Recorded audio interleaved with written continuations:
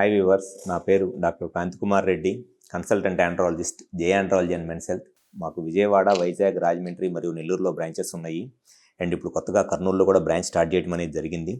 నేను మగవాళ్ళలో వీర్యకణాల కౌంట్లో కానీ కదలికలో కానీ ఏదైనా ప్రాబ్లం ఉండి పిల్లలకి ఇబ్బంది పడుతుంటే నేను అటువంటి ప్రాబ్లమ్స్ని ట్రీట్మెంట్ చేయడం అనేది జరిగింది.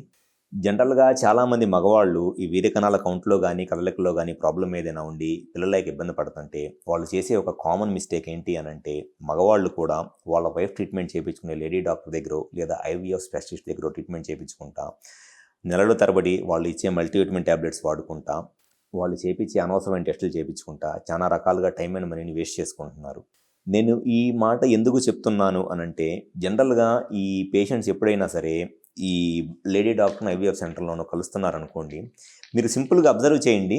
మిమ్మల్ని ట్రీట్మెంట్ చేస్తున్న ఆ లేడీ డాక్టర్కో ఐవీఎఫ్ స్పెషలిస్ట్కో నిజంగా మిమ్మల్ని ఈ మగవాళ్ళ సైడ్ నుంచి ఈ స్పర్మ్ కౌంట్లో ప్రాబ్లం ఉండి కరెక్ట్గా దాన్ని ట్రీట్మెంట్ చేయగలిగే అంత కెపాసిటీ, వాళ్ళకంత నాలెడ్జ్, అంత సబ్జెక్టు ఉందా లేదా అనేది సింపుల్గా ఒక సింపుల్ విషయంలో అర్థమైపోయింది.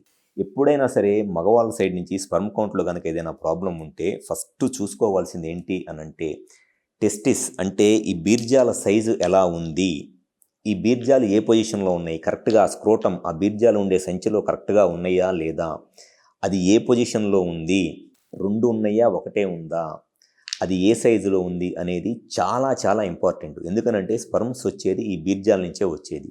సో ఈ బీర్జాల సైజ్ అనేది మినిమమ్ 8 ml 9 ml కన్నా ఎక్కువ సైజులో ఉండాలి. సాఫ్ట్గా ఉండకూడదు, కొంచెం ఫర్మ్గా ఉండాలి.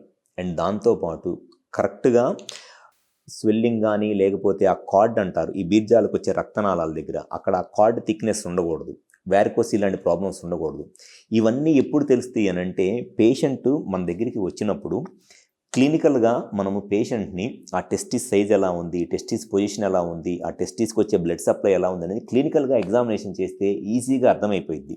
కానీ ఎప్పుడైతే ఈ మగవాళ్ళు ఐవీఎఫ్ స్పెషలిస్ట్నో లేడీ డాక్టర్నో కలుస్తారో వాళ్ళు ఎట్టి పరిస్థితుల్లోనే ఈ పేషెంట్స్కి ఆ క్లినికల్గా ఆ టెస్టిస్ సైజ్ ఎలా ఉంది, టెస్టిస్కి బ్లడ్ సప్లై ఎలా ఉంది, టెస్టిస్ పొజిషన్ ఎలా ఉంది, ఒకటి టెస్టిస్ ఉందా 2 టెస్టిస్లే ఉన్నాయి అనేది ఎగ్జామిన్ చేయరు. వచ్చిన ప్రతి పేషెంట్కి అవసరం ఉన్నా అవసరం లేకపోయినా వాళ్ళ దగ్గర ఒక కామన్ టెంప్లెట్ ఉంటుందన్నమాట. Hormones, scanning, Y chromosome micro deletions, karyotyping, ఇంకేయో ఉంటాయి ఒక చెత్త టెస్టులన్నీ. ఆ కామన్ టెంప్లెట్ ఒక 15,000-20,000 రూపాయల టెస్టులన్నీ చేపించేసి, ఆ టెస్టులన్నీ చేపించిన తర్వాత ఆ టెస్టులో మీరేమన్నా తెలుసుకున్నారా అని అంటే ఏమీ ఉండదు. మళ్ళీ ఆ టెస్టులన్నీ ఓకేనండి, ఐవీఎఫ్ చేయించుకోండి అని చెప్తారు. ఐవీఎఫ్ చేయించినట్లయితే 20,000 పెట్టి టెస్ట్ ఎందుకు చేయించారో మరీ తెలియదు. కనీసం ఆ 20,000 రూపాయల టెస్టుల కన్నా మిగులుతాయిగా, వాళ్ళకి ఐవీఎఫ్ కన్నా యూజ్ అవుతాయి కదా. అది ఏమీ తెలియకుండా వచ్చిన ప్రతి పేషెంట్కి basic clinical examination, testis size ఎలా ఉంది, టెస్టిస్లో ఇన్ఫెక్షన్ కానీ వ్యారికోసిల్ కానీ ఏమైనా ఉన్నాయా, టెస్టిస్ 2 ఉందా ఒకటే ఉందా, దాని పొజిషన్ ఎలా ఉందనేది తెలిస్తే వీళ్ళు రాసే ఈ 15,000-20,000 రూపాయల టెస్టుల్లో మ్యాక్సిమం మనం 3,000-4,000 రూపాయల టెస్టులతోనే బేసిక్ హార్మోన్స్ సెమెనాలిసిస్ చేస్తే ఇన్ఫర్మేషన్ అంతా వచ్చేస్తుంది. కానీ వాళ్ళకి క్లినికల్ ఎగ్జామినేషన్ చేయటం రాదు, అసలు ఆ టెస్టిస్ గురించి ఏమాత్రం తెలియదు. వచ్చిన ప్రతి పేషెంట్కి టెస్టులు రాయటము, టెస్టులన్నీ అయిపోయిన తర్వాత ఐవీఎఫ్ చేయించుకోండి అని చెప్పటము. నేను ఈ మాట ఎందుకు చెప్తున్నాను అనంటే, నా దగ్గరికి వచ్చే చాలామంది పేషెంట్స్ ఆల్మోస్ట్ ఈ ఐవీఎఫ్ సెంటర్స్లోనో లేదా లేడీ డాక్టర్స్లోనో కలిసి డబ్బులన్నీ వదిలిచ్చేసుకొని ఆల్మోస్ట్ ఇంకా వాళ్ళ దగ్గర రూపాయి బిళ్ళ కూడా లేకుండా మొత్తం వాళ్ళు పిండేసిన తర్వాత ఫైనల్ స్టేజ్లో నా దగ్గరికి వస్తారు. చాలా రిపోర్ట్స్ ఉంటాయి వాళ్ళ దగ్గర. నేను వాళ్ళ దగ్గర ఉన్న రిపోర్ట్స్తోనే ఆల్మోస్ట్ చాలామంది పేషెంట్ నేను ట్రీట్మెంట్ చేస్తూ ఉంటాను. ఒక్క దగ్గరైనా సరే వాళ్ళకి అసలు ఒక బేసిక్ క్లినికల్ ఎగ్జామినేషన్ చేశారా, లేకపోతే వాళ్ళ దగ్గర ఉన్న రిపోర్ట్స్కి ఏదన్నా ఒక రిలవెంట్ రీజన్ ఏదైనా ఉండి ఆ రీజన్ ట్రీట్మెంట్ చేశారంటే ఏముండదు. ప్రతి పేషెంట్ మళ్ళీ లాస్ట్కి ఐవీఎఫ్ అనే చెప్పటం.